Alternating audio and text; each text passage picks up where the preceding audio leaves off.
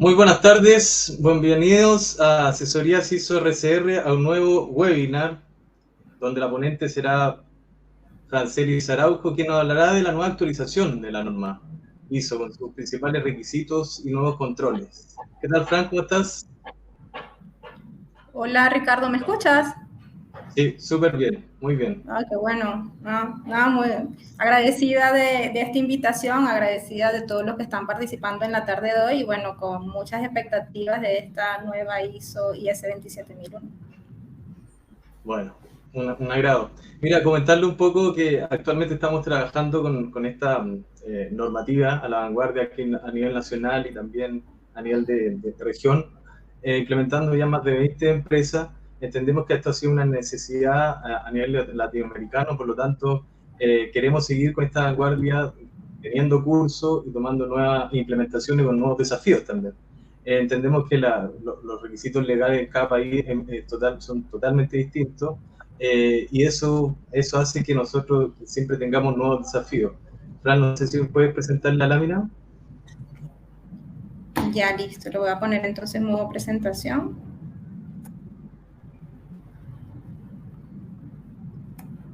A ver, ¿sí? Ah, sí, se ve súper. Confírmame. Bueno, exacto, ahí se ve súper bien. Listo. Bueno, comentarles que ya estamos trabajando hace bastantes años. La cantidad de profesionales que tenemos van desde lo que son los típicos estándares de excelencia internacional, como la ISO 9001, 45001, 14001. También estamos trabajando fuertemente con lo que es compliance y lo que nosotros como ofrecemos en cuanto a servicios de la ISO. Baja un poquito, Fran, en la lámina en la segunda lámina, son los servicios de implementación, de auditoría interna y también de capacitación de la norma, ¿vale? Adelante, Fran. Te doy el pase para que tú sigas con la presentación. Sí, ya, ok. Sí, de todas maneras, pues, comentarles que sí, que nosotros hemos estado participando en lo que es implementación de los sistemas de gestión de seguridad de la información, hasta ahora con la versión del 2013.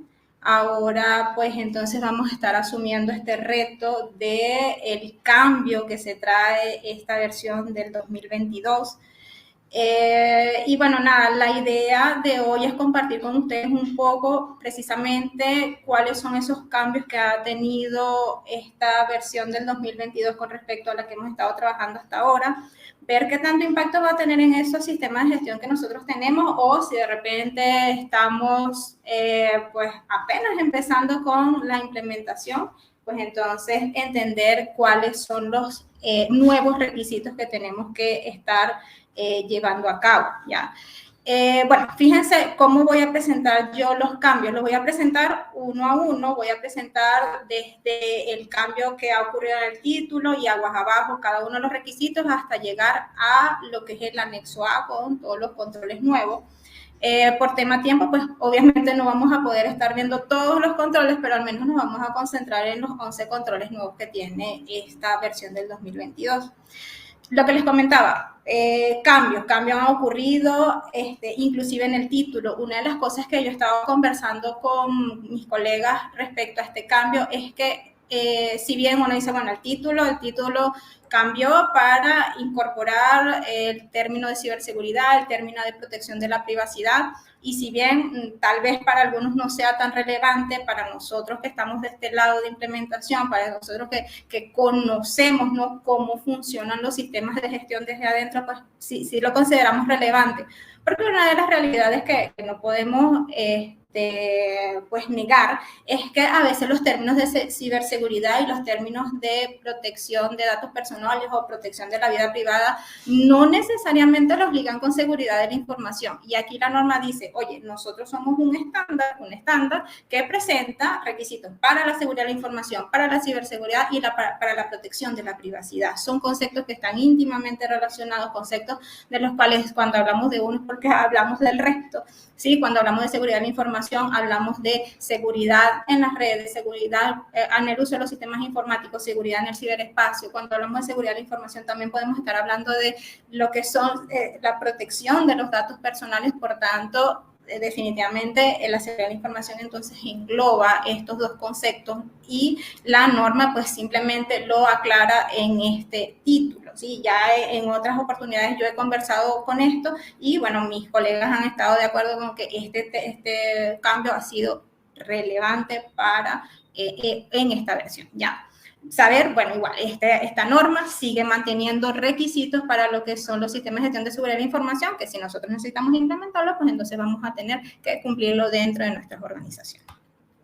A nivel de lo que es contexto de la organización, lo que es comprensión de las necesidades y expectativas de las partes interesadas, también hubo un cambio, se agregó un requisito adicional, se agregó un debe adicional en la versión del 2022, ¿sí?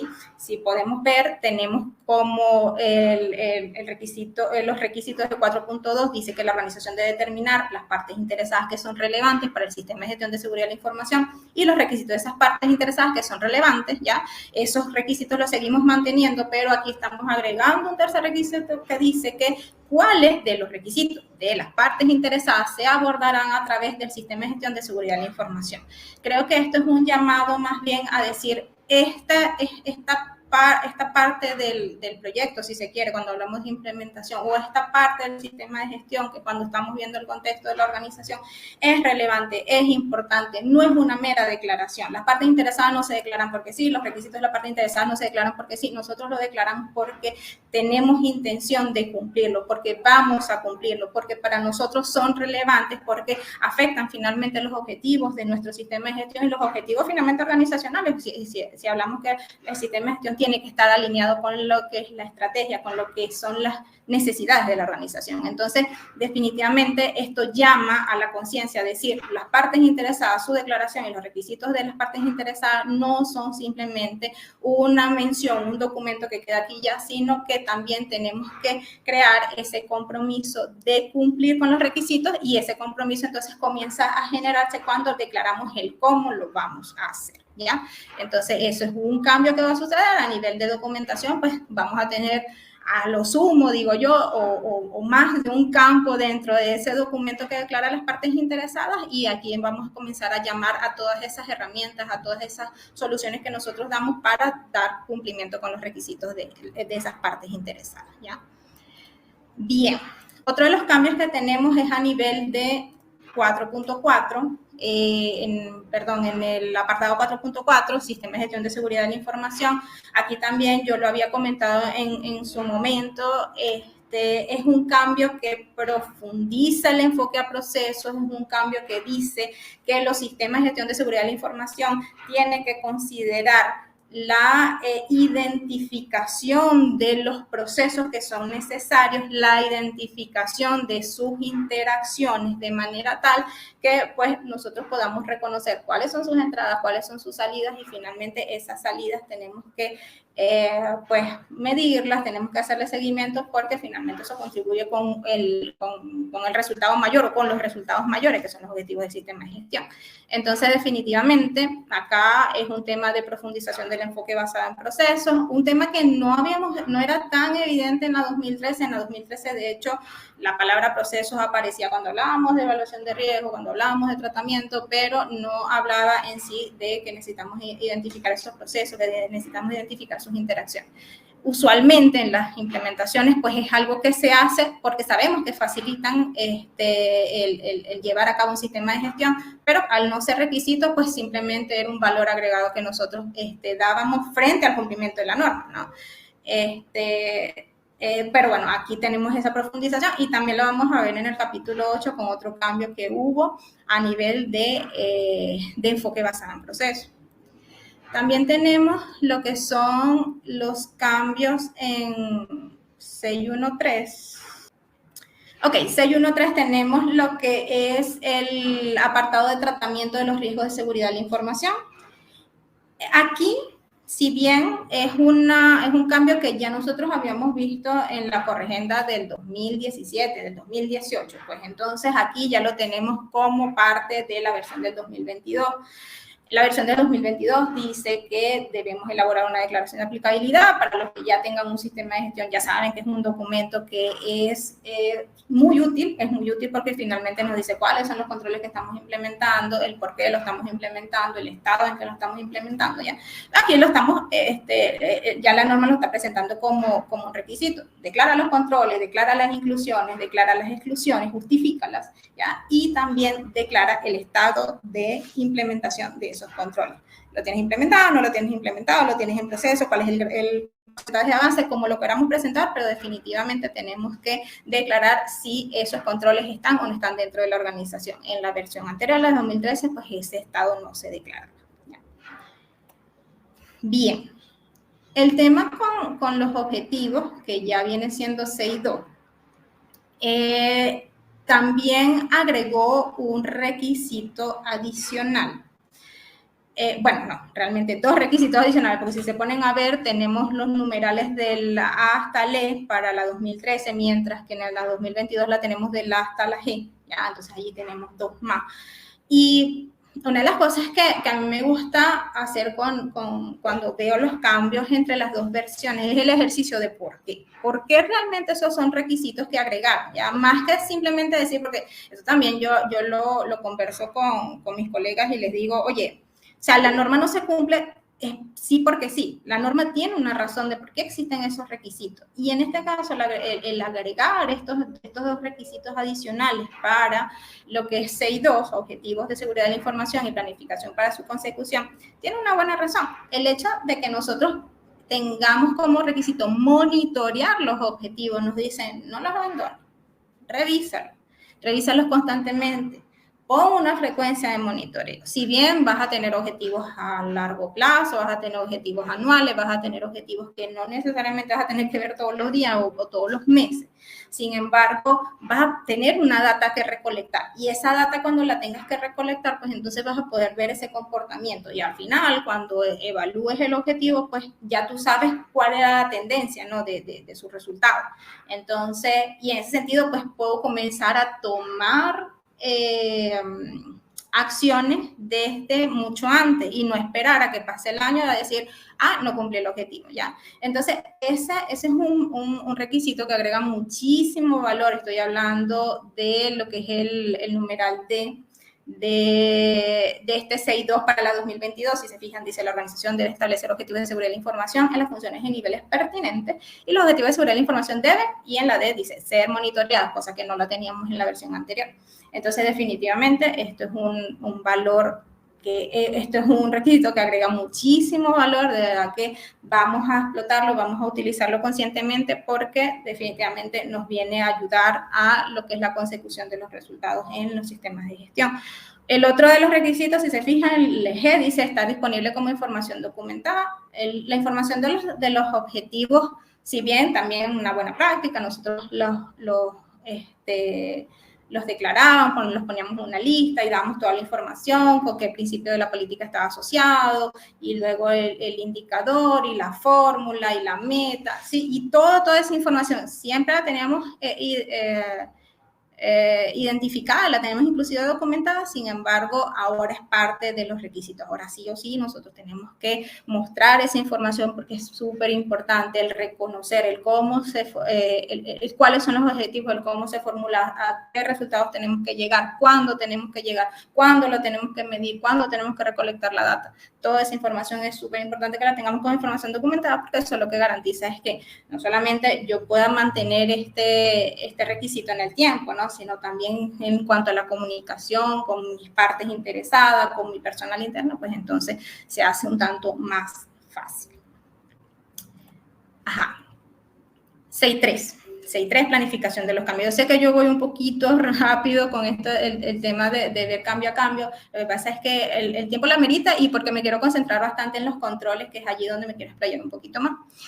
En cuanto a 6.3, planificación de los cambios, un apartado de la norma que no existía en el 2013. Nosotros teníamos lo que era el control de los cambios en 8.1, si se quiere, decía que, bueno, nosotros debíamos controlar los cambios que habían sido planificados y hacer frente a las consecuencias de los cambios que no habían sido planificados. Ahora tenemos un requisito que se parece mucho al que está en la 9001, que dice que los cambios tienen que se tienen que llevar a cabo de manera planificada cuando sean necesarios. La planificación de los cambios, si bien el requisito no nos está diciendo qué información tenemos que establecer en esa planificación, pues nosotros ya sabemos que una planificación establece recursos, una planificación establece metas, establece actividades, establece responsables, fechas, ¿sí? Entonces es muy importante que nosotros en este caso pues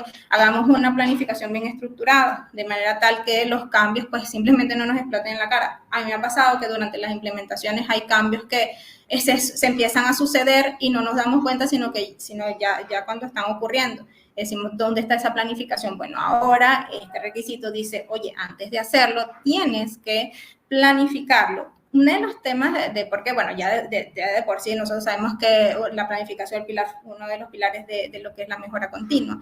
Pero es que tenemos que mirar la integridad del sistema. O sea, cuando nosotros vamos a llevar a cabo un cambio, decimos, ok, ¿cómo esto va a afectar al sistema? ¿Qué tanto puede estar influyendo en los resultados que finalmente vamos a tener en el sistema?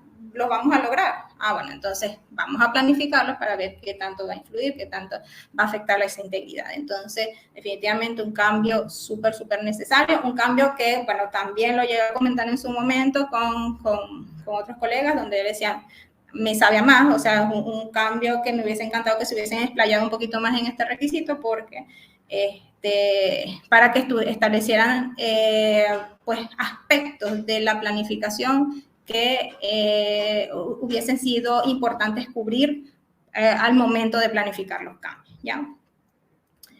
Bien, otro de los cambios que tenemos acá, y se volvió a saltar esto, otro de los cambios que tenemos acá es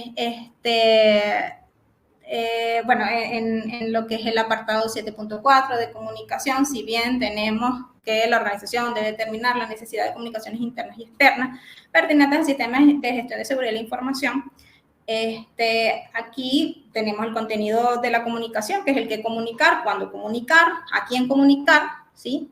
Quién debe comunicar y el cómo comunicar. ¿Sí? En este caso, el cambio de los procesos por los que debe efectuarse la comunicación al cómo comunicar, el cómo comunicar es un requisito, si se quiere, más general, es un requisito que me dice, mira, tú tienes que decir, inclusive, la vía por la cual vas a llevar a cabo esta comunicación. Y yo creo que para la seguridad de la información esto es súper relevante porque estamos hablando del intercambio de información, que es el activo que para los sistemas de gestión es de gran valor, es el principal activo que nosotros tenemos que cuidar, ¿no? Y por el que abocamos todos los recursos y todos los esfuerzos. Entonces, el cómo comunicar se hace mucho más relevante para los sistemas de gestión de seguridad de la información, el entender, bueno, no solamente los procesos a los que van a estar involucrados o quienes van a comunicar, sino también las vías por las cuales nosotros vamos a hacer esto. Las vías son seguras, las vías son adecuadas a la información que vamos a comunicar, a la parte interesada que vamos a comunicar,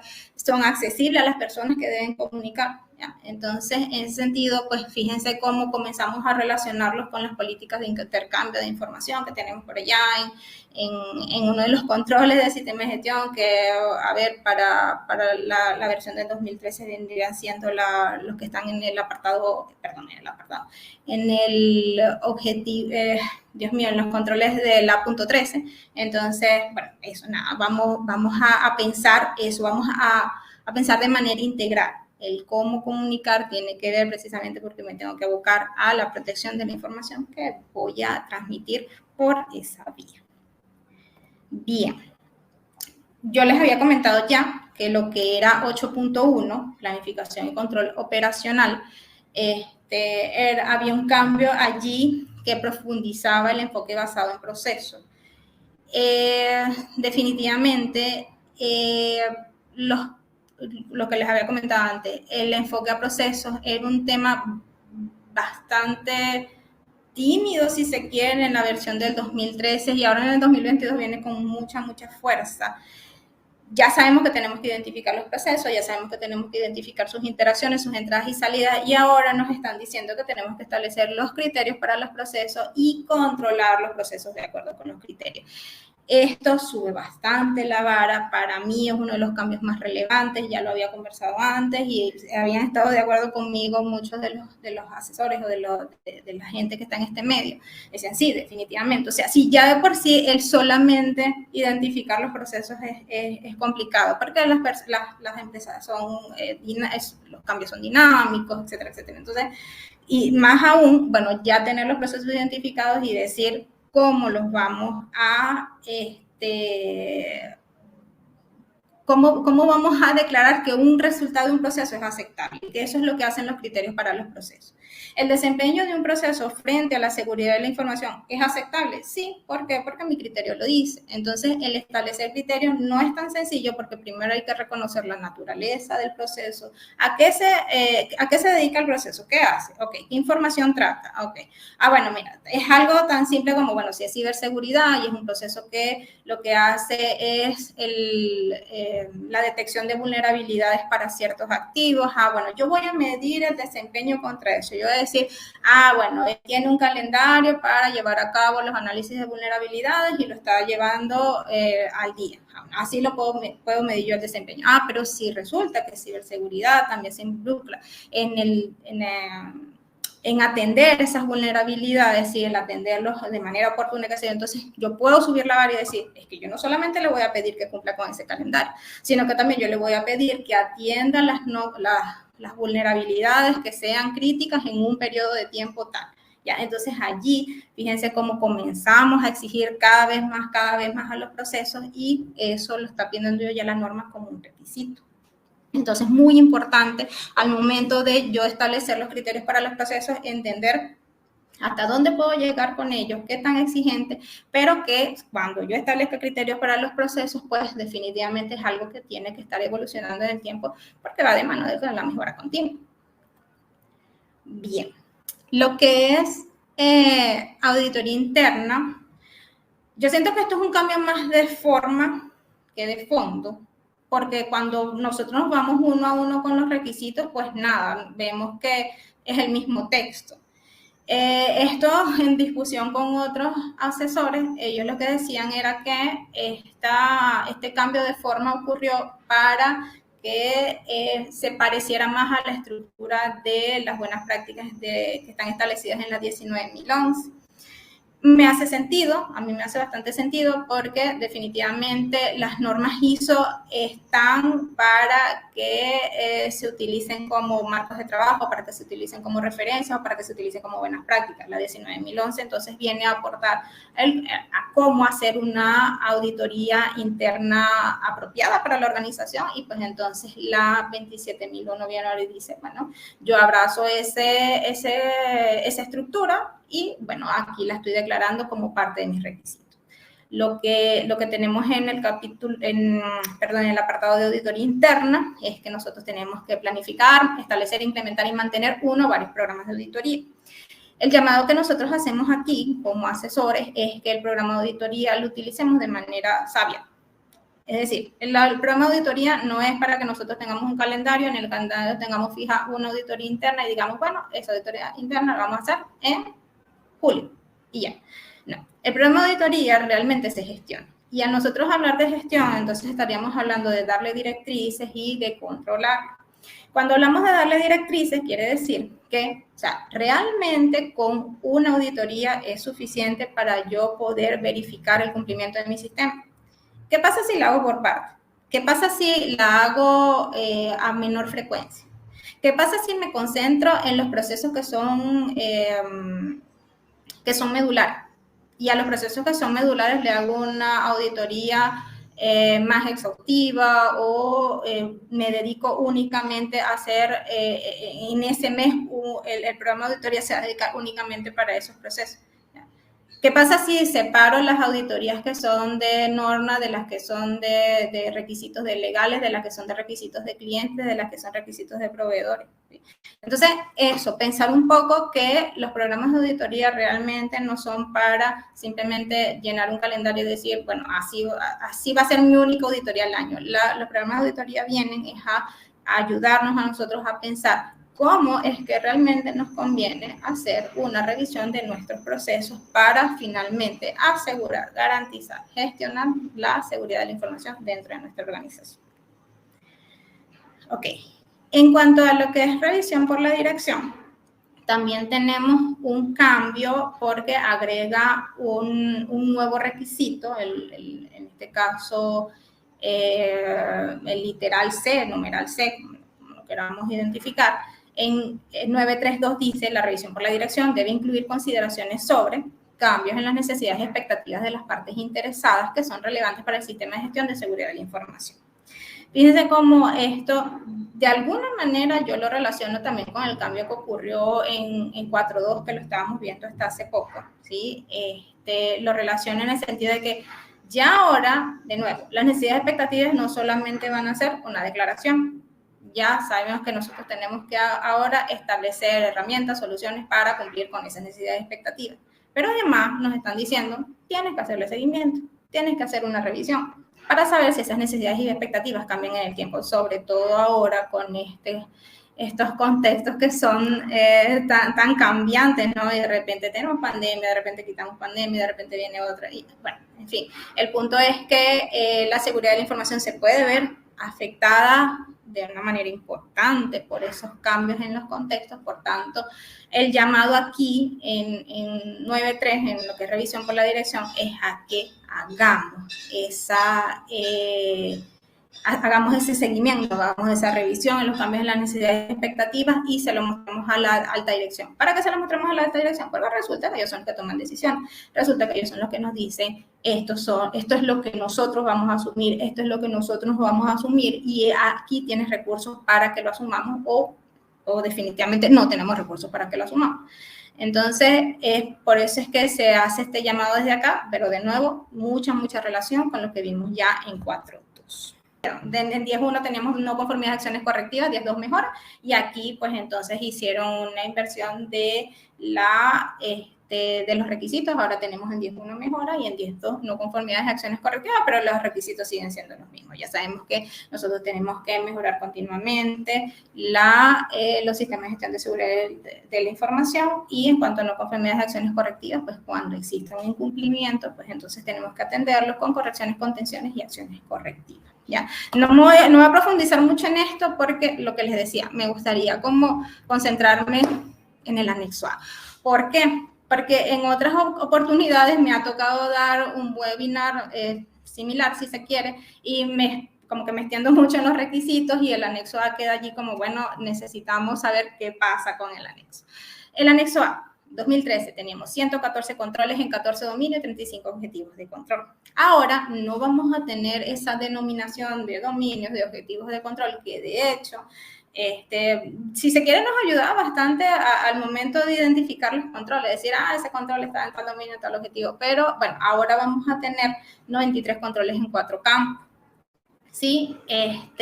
Vamos a tener controles organizacionales, controles de personas, controles físicos y controles tecnológicos. ¿Ya?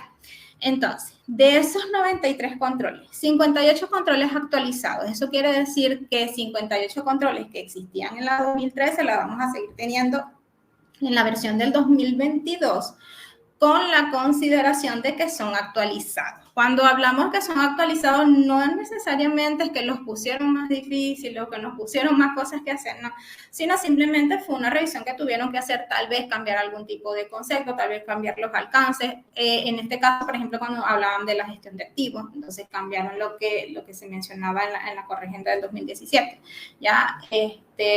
Pero en esencia es eso, en esencia es que dijeron, bueno, mira, los controles, tal vez la redacción habría que aclararlo un poco más. Uno de los que me llamó más la atención es el de la clasificación de la información. Antes hablaba, cuando uno leía el de la clasificación de la información, no quedaba tan evidente que se tenía que hacer una clasificación considerando las 3 propiedades de la información, y ahora sí, ahora es totalmente evidente, está explícito y dice, usted tiene que hacer esa clasificación considerando que la información tiene 3 propiedades que son confidencialidad, integridad y disponibilidad. Entonces, esa actualización súper necesaria, esa revisión, y bueno, nos quedamos con esos 58 controles de esos 114 que teníamos. Luego se adicionan 11 controles nuevos, que son los que vamos a ver hoy, y 24 controles que provienen de la función de otros controles, que son los 56 restantes, para que nos dé los 114. Esa fusión tampoco es que cambió como el principio del control original. Simplemente es controles que posiblemente se veían redundantes cuando leíamos los 114, pues entonces aquí lo vamos a ver en uno solo. Ya, de todas maneras, para no quedarme mucho en esta parte e irnos directamente a los 11 controles nuevos, yo les recomiendo que si tienen la 27002-2022 a la mano, el anexo B, si mal no recuerdo, tiene la correspondencia entre lo que son los controles antiguos, los controles de la 2013 con los controles de la 2022. Entonces, ahí ustedes ven en esa correspondencia, este quedó, este se fusionó, este es nuevo, y así. Entonces, y de allí les va a ser muchísimo más fácil, sobre todo cuando están haciendo la migración y vayan a hacer la nueva declaración de aplicabilidad, porque entonces allí van a tener justificaciones que simplemente las van a tener que copiar de la declaración del 2013 a la declaración del 2022, y hay otras justificaciones que sí van a tener que ser nuevas, ¿ya?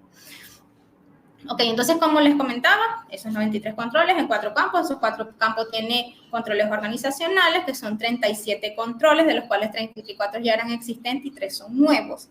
Controles de personas, 8 controles, todos existentes. Cuando yo hablo de existentes, que ya están en la versión del 2013. Controles físicos, 14 controles, 13 existentes y 1 nuevo. Y donde hubo una revolución y donde aquí sí vinieron y dijeron, no, esto tiene que haber un cambio importante, es en la de los controles tecnológicos.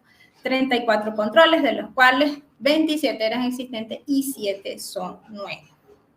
Entonces, de esos 7 nuevos, vamos a ver, de hecho, los 11 nuevos, de los cuales 7 son para controles tecnológicos, ¿ya? Ok. Vamos entonces... ¿cuáles son esos nuevos controles? Tenemos inteligencia de amenazas, seguridad de la información para el uso de la nube, preparación de las tecnologías de la información y comunicaciones para la continuidad de negocio, monitoreo de la seguridad física, gestión de las configuraciones, eliminación de la información, enmascaramiento de datos, prevención de fuga de datos, actividades de monitoreo, filtrados web y codificación segura, ¿ya? Cada uno de los numeritos que nosotros vemos al lado de la A, 5, 7, 8, es porque precisamente pertenecen a un grupo, ¿no? Entonces, fíjense cómo allí los últimos 7 son los que pertenecen precisamente a los controles tecnológicos. Ya, entonces, bueno, vamos a por ello. Ahora sí, ¿a qué está referido cada uno de estos controles? Empezamos con el de inteligencia de amenaza.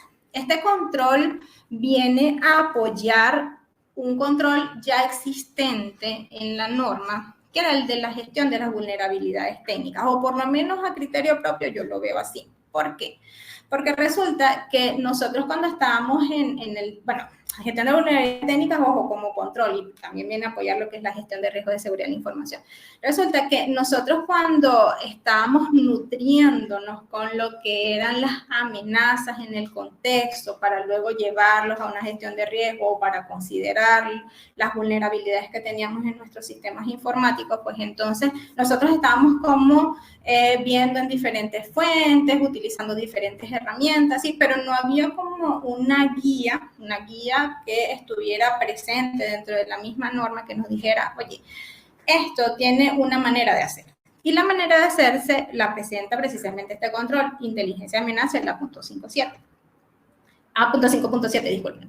Dice, la información sobre las amenazas existentes o emergentes se recopila y analiza. La idea es que nosotros identifiquemos las fuentes confiables que nos informen sobre las amenazas de nuestro contexto y de esa manera nosotros poder decidir ¿cuáles de ellas son las que nosotros vamos a gestionar a través de nuestra metodología de evaluación y tratamiento de riesgo? ¿Ya? Entonces, lo primero que nosotros tenemos que hacer es definitivamente identificar esa fuente. ¿Cuáles son las fuentes que para nosotros van a ser confiables y a las que nosotros vamos a consultar para entender cuáles son las amenazas? Bueno, aquí, bueno, N cantidad de fuentes. Sin embargo, pues la invitación que hace, en este caso la 27002, dice, mira, fíjate no solamente en herramientas que estén monitoreando las amenazas que se puedan estar presentando en tus redes, en la navegación web, en el uso en la nube, ¿sí? Hay herramientas que son precisas para eso, que cuando tú instalas ese agente en el perímetro de tu red, o cuando la instalas en un equipo, cuando las instalas en la nube, o para los servicios de la nube, pues entonces ellos te van diciendo, mira, esto está pasando, este es el comportamiento del tráfico que está entrando, y te va diciendo cuáles son las posibles amenazas que pudieran estar afectando esos activos de información. Eso en cuanto a herramientas que nosotros pudiéramos estar adquiriendo o pudiéramos estar contratando. Pero también hay fuentes de información bastante confiables que son externas a la organización y en la que también nos tenemos que fijar. Cuando yo les digo a ustedes, hay organizaciones de interés especial que nosotros deberíamos estar revisando la información que tienen porque ellos están monitoreando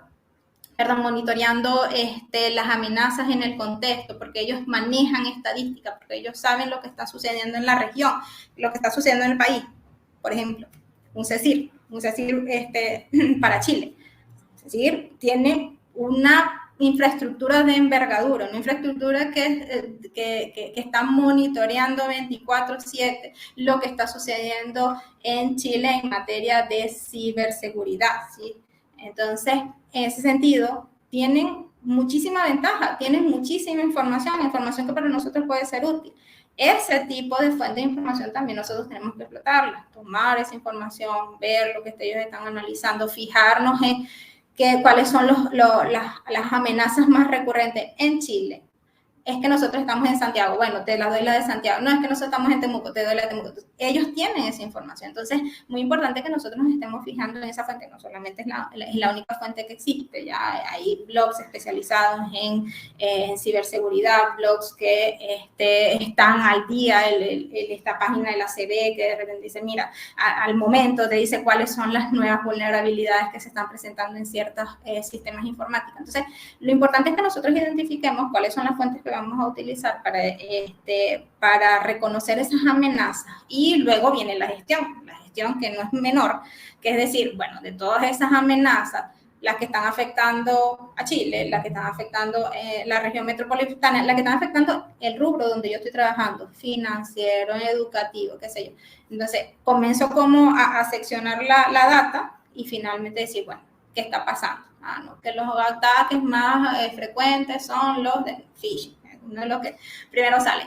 Ok, entonces yo tengo que prepararme. La organización realmente está preparada. Realmente tengo una protección frente a eso. Estoy concientizando, si es por phishing, estoy concientizando a la gente. Tengo mis anti-spam, los filtros anti-spam los tengo al día, ¿sí? La gente sabe que no le tiene que dar clic a un enlace que viene incrustado en un mensaje WhatsApp. Entonces, ese tipo de cosas yo los voy a comenzar a decidir en el momento que yo me entere cuáles son esas amenazas que pudieran estar sucediendo más frecuentemente, sobre todo para la región donde donde estoy funcionando y para el rubro en el que estoy trabajando, ¿no? Entonces dice ataques frecuentes en la región según el rubro de la organización o los activos que se utilizan en la empresa. Eso también pasa, que a veces dicen, mira, no sé, por la vulnerabilidad que se presentó en el sistema de conexión remota de Windows, entonces esas son las vulnerabilidades que están explotando. Yo tengo ese activo, tengo que actualizar, ¿ya? Entonces, en ese sentido, lo que hago es tomar esa información y decir, la incorporo en mi gestión de riesgos y tengo que desplegar nuevos controles, tengo que reforzar los existentes o con lo que tengo está muy bien, ¿ya?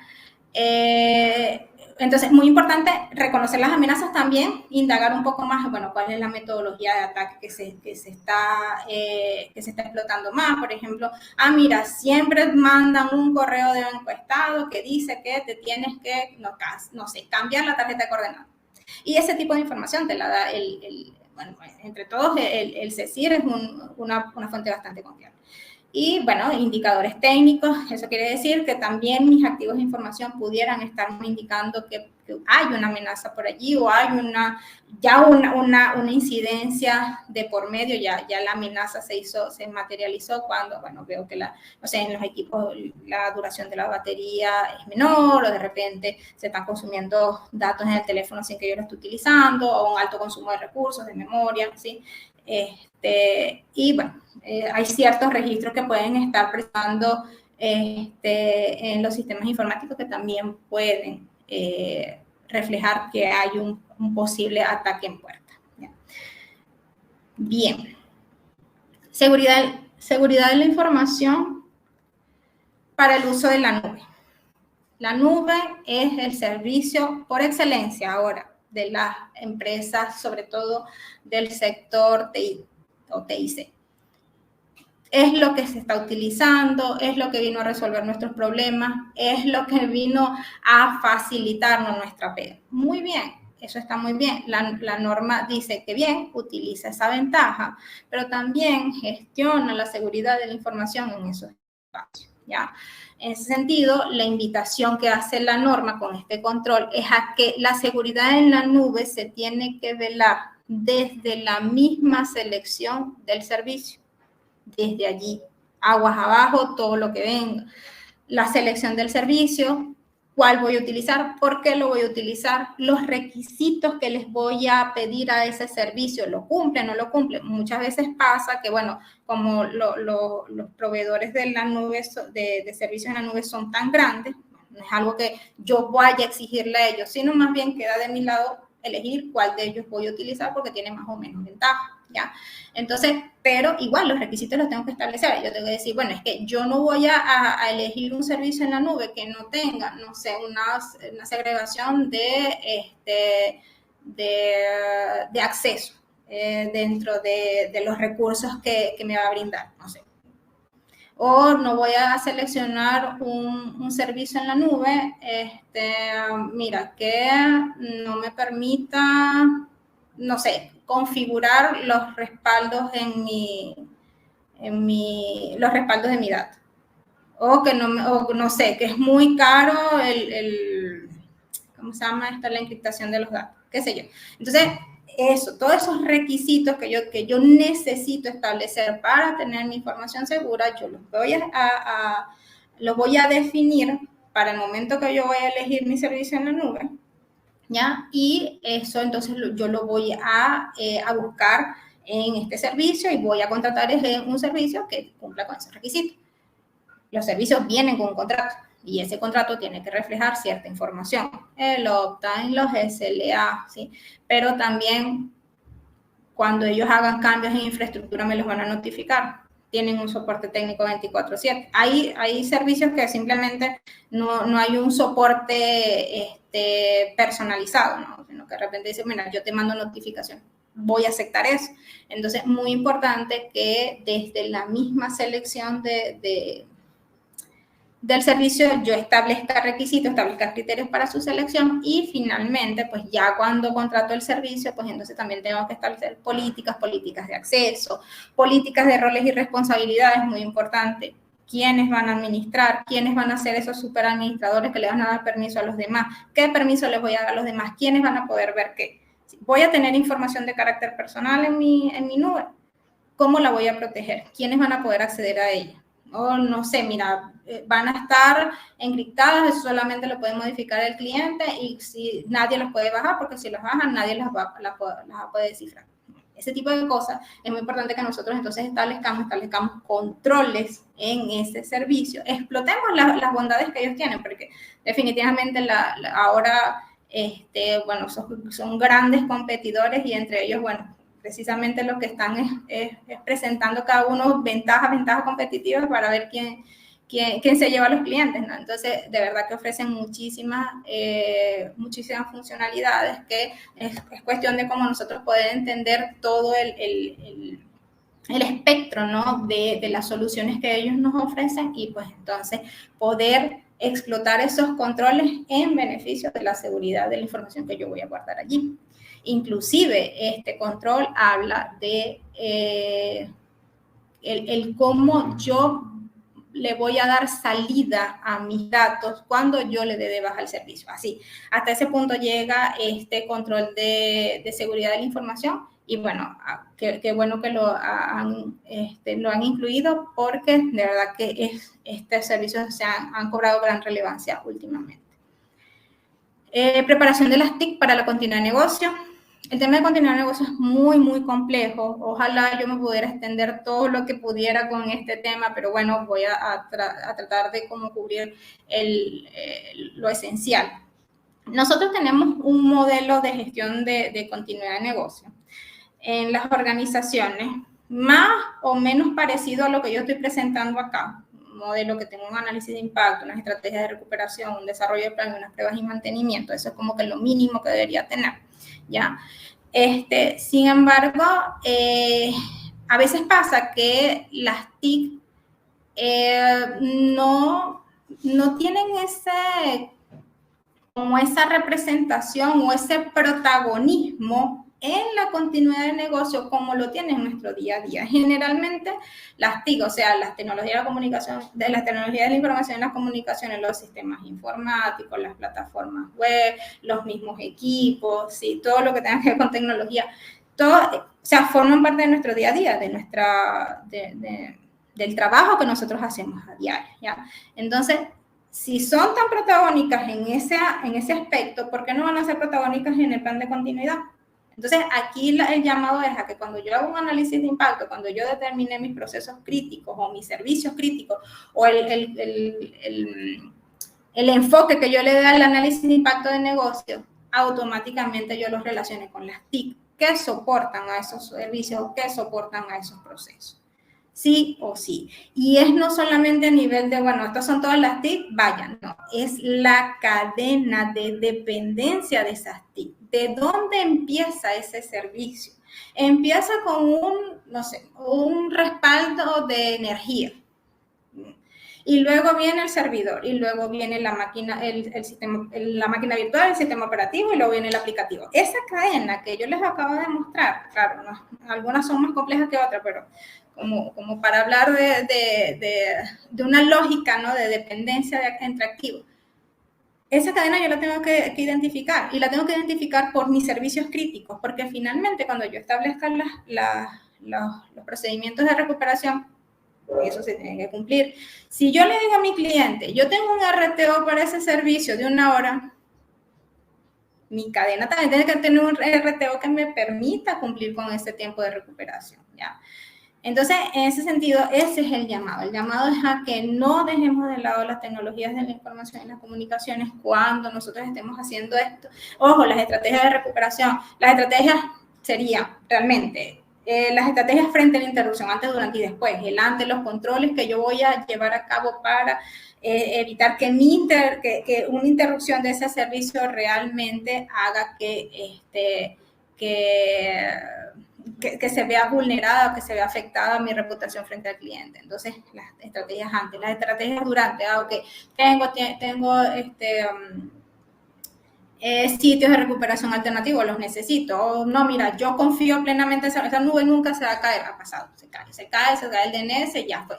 Entonces, en ese sentido, eso, las estrategias de recuperación, el durante, ¿qué voy a hacer yo si se interrumpe uno de los activos de esa cadena de esa cadena de la cual depende mi servicio? Y las estrategias de interrupción después, pues entonces, cómo yo vuelvo a la normalidad, cómo yo garantizo la capacidad inicial o la capacidad que me permite que mi servicio se brinde, como yo lo daba antes de la interrupción, ¿ya? Entonces, esa es la invitación a la que hace que hace este control. Y bueno, también qué bueno que lo han incluido porque de verdad que hacía bastante falta. Monitoreo de la seguridad física. ¿ok? Aquí viene a complementar lo que se establecía en el apunto 11, ¿sí? Ya nosotros sabíamos, bueno, mira, tenemos un perímetro que está protegido, un perímetro que no permite el acceso de no autorizados, tenemos los equipos protegidos porque están en el sitio donde tienen que estar, declaramos las áreas seguras, etcétera, etcétera. Ok, estás monitoreando la seguridad, es decir, estás verificando continuamente que realmente no hay amenazas que quieran estar vulnerando tu perímetro seguro o tus controles de acceso. Ah, sí, tengo unas cámaras. Eso es parte. Este control viene ahora a decir, ok, bueno, tú puedes establecer herramientas, soluciones, estrategias para hacer ese monitoreo, bien sea tus cámaras de seguridad, bien sea porque tengas servicio de vigilancia, bien sea porque, bueno, no sé, de repente tienes alarmas contra, no sé, accesos no permitidos o de repente alarmas por contacto, qué sé yo, o si son áreas que son muy sensibles para la organización, pues comienzo a escalar y comienzo a poner controles cada vez más estrictos, o sea, desde el solo contacto o el solo movimiento activa una alarma. Ese monitoreo ahora se está haciendo necesario y ojo, no solamente estamos diciendo que dispongamos de las herramientas, sino que las gestionemos. Y eso es algo súper importante. A mí me ha pasado que están en empresas donde sí, tenemos cámara de seguridad, ¿está grabando? No. Si está grabando, pero no sé quién tiene los registros. Si está grabando, sé quién tiene los registros, pero no los revisa. Si está grabando, sé quién tiene los registros, los revisa, pero no los guardamos. Entonces, fíjense cómo esa información del monitoreo tiene que estar inserta en la gestión de la seguridad. La información es un registro más, es una información más. ¿Sí? ¿Dónde la voy a guardar? La voy a tener protegida de acceso, definitivamente, porque pues solamente la puede ver la gente que vigila. ¿Cuánto tiempo la voy a retener? ¿Por qué la voy a retener? La voy a revisar, ¿sí? A partir de allí es que yo voy a generar incidentes. Entonces es muy importante que el monitoreo de la seguridad física esté inserto en lo que es la gestión de seguridad de la información de la organización. No lo veamos como un registro que se quedó, que se perdió, que nadie supo, porque esto definitivamente y ahora más forma parte de un control de seguridad, ¿ya? Gestión de las configuraciones. En ese sentido, pues también este es un control bastante extenso. ¿Por qué? Porque se explaya hardware, software, servicios, red. Aquí estamos hablando de configurar, setear, darle forma a un activo de información para que funcione de cierta manera. Imaginémonos que es el computador, bueno, yo lo configuro para que tenga una cuenta de usuario, para que esa cuenta de usuario tenga una contraseña de entrada o para que si es que funciona con biométrico, pero también no sé cuándo se va cuándo se va a suspender la sesión por inactividad o de repente, mira, yo le configuro inclusive los antivirus que va a tener, cada cuánto va a escanear. También le voy a configurar, mira, los informes que envía el sistema operativo a Windows. Le voy a configurar esto se llama el navegador. ¿Para qué? Para que cierre sesión me pide abrir sesión cada vez que yo cierro una ventana. Entonces, todas esas formas que yo les puedo dar a mis activos, o sea, bien sea el equipo, bien sea el navegador, bien sea el antivirus, qué sé yo, esos son parte de las configuraciones que yo tengo que considerar para hacer mi equipo más seguro. No es tan fácil. ¿Por qué? Porque tengo que conocer primero el equipo, tengo que conocer bien el activo para saber qué prestaciones tienes y poder configurarlo y que sea de manera segura, ¿ya? Entonces, en ese sentido, pues, ¿cuál es el llamado? El llamado es a los dueños de activos. Aquí es donde entran ellos y dicen, bueno, yo como conozco mi activo, como yo sé qué funciones tiene, como yo sé qué tiene que hacer, pues entonces lo vamos a configurar de cierta manera. Él es el que da la pauta o el que autoriza que el activo tenga ciertas configuraciones, pero entonces el llamado de este control es a que lo configure, considerando la seguridad de la información, ¿ya? una de las cosas que también, y por eso yo siempre digo, ok, está muy bien tener todo lo técnico cuadradito, ya yo sé que yo tengo que configurarlo, ya yo sé que, no sé, me tiene que escanear los puertos, o sea, 3 veces a la semana, que eso lo hace automático, ya está configurado, ya están las políticas establecidas en el firewall, todo está perfecto. La gestión. ¿Cuál es la gestión en este caso? Que esa configuración se mantenga en el tiempo. Porque a veces pasa que yo tengo mi configuración muy cuadrada y yo digo, así es como tiene que comportarse el activo, y resulta que me la cambia. ¿Quién la cambia? ¿Por qué la cambia? ¿Tiene autoridad para cambiarla? Registró el cambio. Documentaron el cambio, ¿sí? Porque finalmente una de las invitaciones que hace también este control es a documentar las configuraciones, de nuevo, para que se mantengan el tiempo y para que los cambios sean controlados. Entonces, de nuevo, el llamado es a que si nosotros estamos muy cuadraditos con lo que es la tecnología, lo que es la configuración de los activos tecnológicos, pues entonces reforcemos la parte de la gestión, ¿ya? Eliminación de la información. Esto usualmente tiene como componentes inclusive a nivel legal, ¿sí? Porque si de repente estamos hablando de datos personales, pues entonces tiene una ley que regula inclusive el borrado de esta información, ¿sí? Entonces habría que reconocer los derechos del propietario del dato a que se borren los datos si es que no son útiles para los servicios que le estamos brindando, si son datos que que no son vigentes, bueno, y todo lo que corresponde a la eliminación de datos que lo vemos desde la ley de protección a la vida privada, o los que ya están asumiendo un GDPR o ya tienen el GDPR en dentro de sus cumplimientos, pues entonces eso es parte de los requisitos que establece. Estoy hablando de datos personales, pero ¿qué pasa con la información que no necesariamente es de datos personales, que también es del cliente? Entonces, allí también tenemos que fijarnos. El contrato del cliente dice cuándo hay que borrar los datos, cuándo se da de baja, hay que borrarlos de una vez, los podemos tener. El cliente exige que los tengamos y nos tiene que pagar entonces el almacenamiento. Las tenemos que respaldar o tenemos que mantener los respaldos.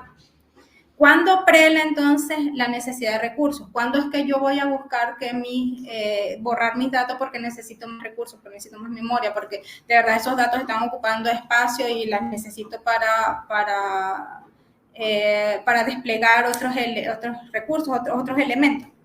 Entonces, en ese sentido, por eso se tienen que establecer políticas de borrado de la información, donde precisamente pongamos como esas priorizaciones, es decir, cuándo es por el cliente, cuándo es por ley, cuándo es por necesidad de recursos. Y finalmente también orientar el borrado de datos a que sea seguro, depende del soporte, ¿sí? No es lo mismo borrar datos que están en una base en la nube a borrar los datos que yo tengo en mi computador, de borrar los datos de un dispositivo extraíble.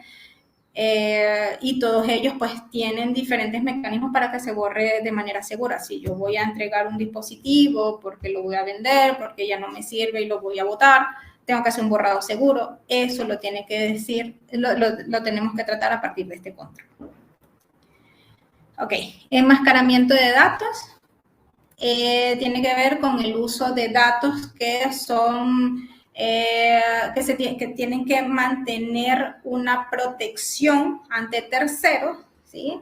Tienen que estar en un espacio protegido ante accesos no autorizados y de repente yo los tengo que utilizar y sacarlos de ese espacio protegido porque me son útiles por su estructura, me son útiles porque voy a llevar a cabo ciertas tareas que los necesitan. Entonces, aquí utilizamos el enmascaramiento de datos. Generalmente, o los casos que he visto donde se utiliza este control, es cuando utilizamos datos con los que funciona, por ejemplo, una aplicación para hacer pruebas funcionales, para hacer pruebas en ambientes replicados, también para para explicar cómo funciona una aplicación, necesitamos datos que tengan ciertas estructuras, nombres, apellidos, no sé qué. Entonces no los podemos tomar directamente del cliente, no tenemos unos datos de prueba, unos datos para llevar a cabo estos ejercicios, no los tenemos preestablecidos, por tanto lo que hacemos es tomar los que ya tenemos y aplicar el enmascaramiento de datos. Hay diferentes maneras de llevar a cabo esto, la pseudonimización, la anonimización, dependiendo de lo que, para qué lo necesito, para qué necesito yo esos datos, pues puedo aplicar una otra.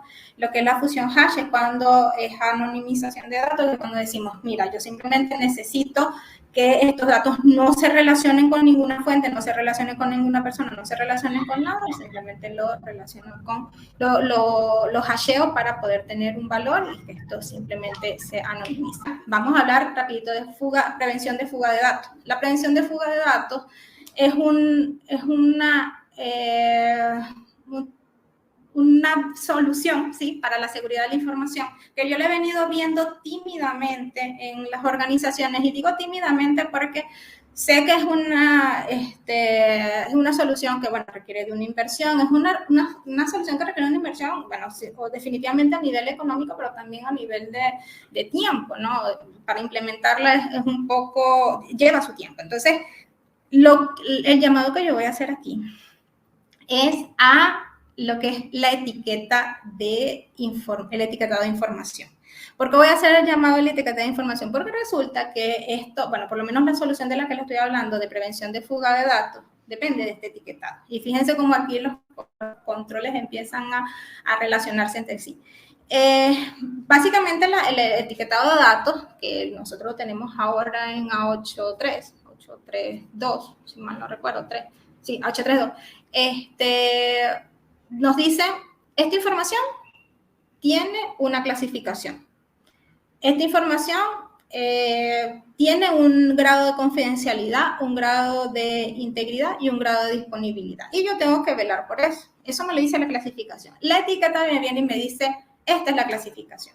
Y me permite reconocer cuando yo veo la información o cuando yo veo el dato, sí, esta información es confidencial a tal grado, tiene que mantenerse la integridad a tal grado y tiene que estar disponible a tal grado, ¿ya? Hasta ahora todo bien. ¿Qué hace la prevención de fuga de datos? Entonces lo que dice es, lee la etiqueta y dice, este dato no cualquiera lo puede ver.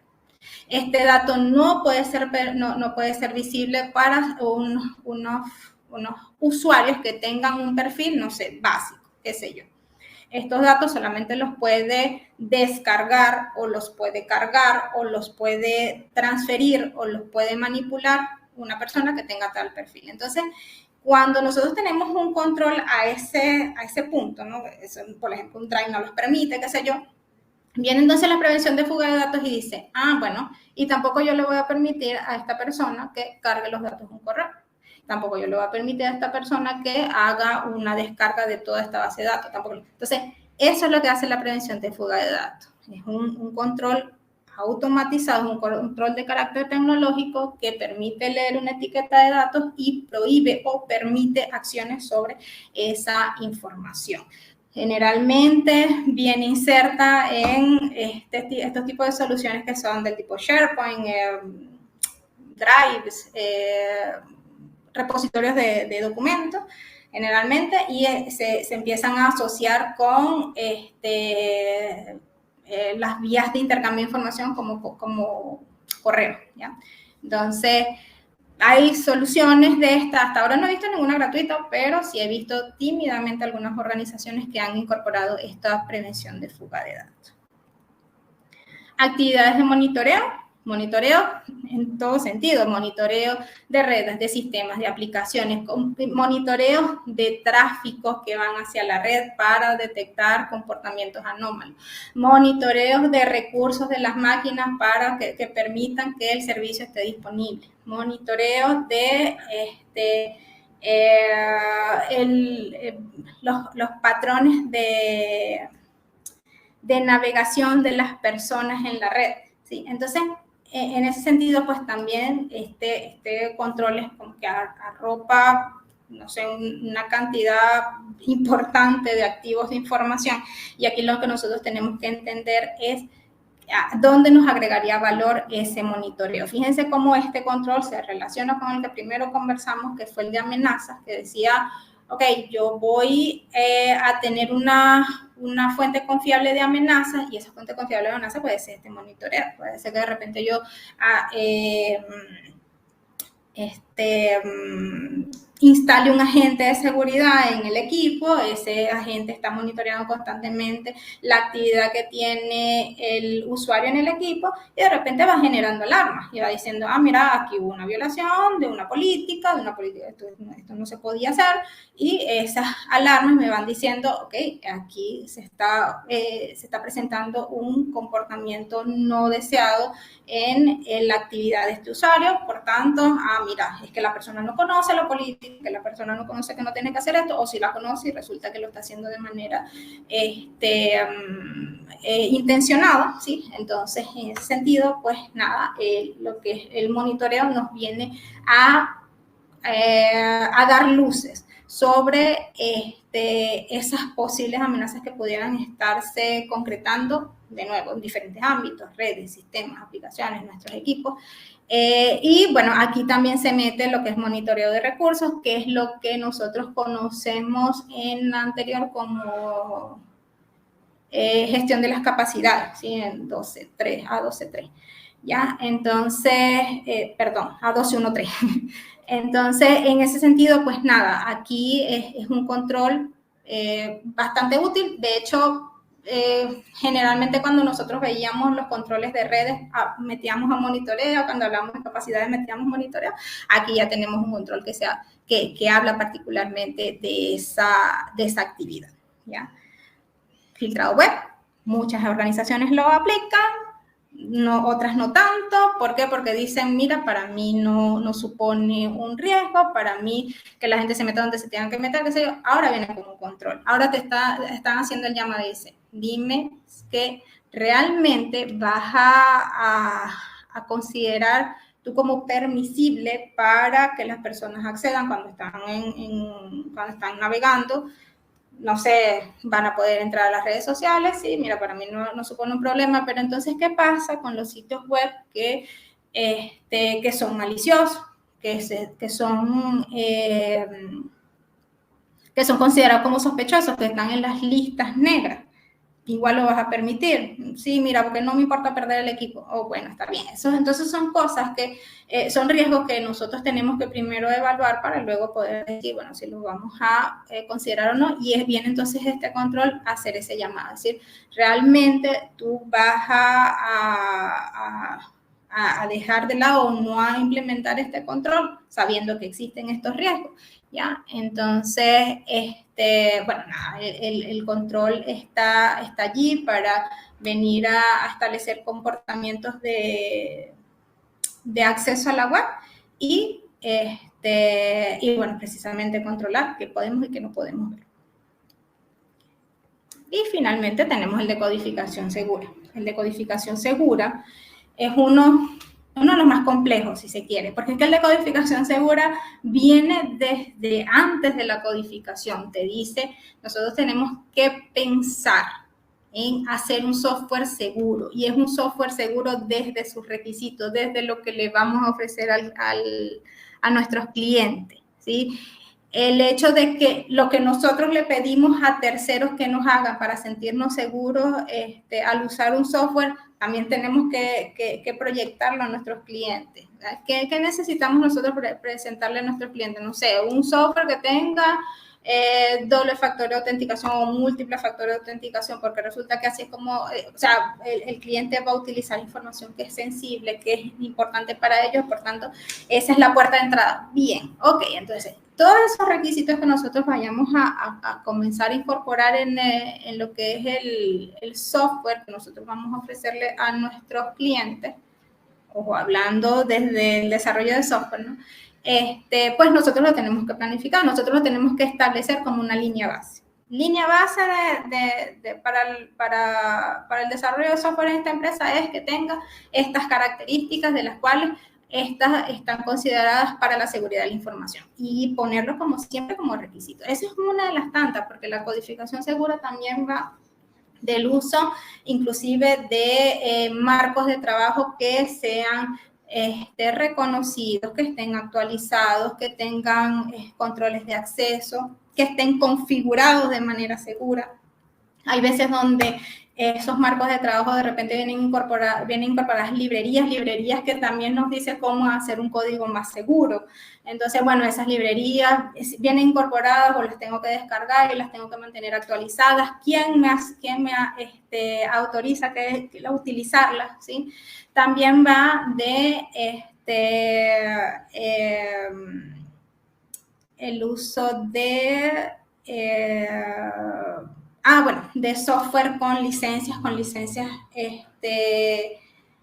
bueno, en el caso de software libre, bueno, también ellos vienen con una licencia, solo que no tenemos que pagarlo, pero que vengan de fuente segura, ¿sí? Y que estén autorizados igualmente. También va de el cómo codificamos, ¿sí? Metodologías para la codificación que me permitan generar un código más limpio, si se quiere, un menos código que genere el mismo resultado. Eso va de la codificación segura también, ¿ya? Y finalmente, cuando ya estamos hablando del software está funcionando, el software está arriba, ok, tengo procedimientos en el caso de atención de fallas, ¿sí? Es lo que le dicen base de conocimiento, las wikis de los desarrolladores. Las tengo, bueno, eso es parte de la codificación segura. Una arquitectura para el funcionamiento del software, una arquitectura que piense en la seguridad de la data que estaría transfiriéndose, que estaría pasando por los servidores para que finalmente funcione el código. Eso también forma parte de la codificación segura. Es uno de los controles, si se quiere, más complejos, sobre todo porque nos estamos metiendo en el mundo del desarrollo de software, que no es pequeño, que cada vez salen más cosas, pero que también cada vez piensa más en la seguridad de la información. Y ojo, codificación segura pensando, por eso que les decía, pensando del lado de desarrollo de software, pero también pensando como clientes de una empresa que nos está desarrollando un software a nuestra medida o según nosotros queramos, o simplemente un software que esté desarrollando y nosotros lo vayamos a utilizar. Bueno, también tenemos que pensar en que ese desarrollo se pensó bajo los principios de una codificación segura, de desarrollo seguro de software, ¿ya?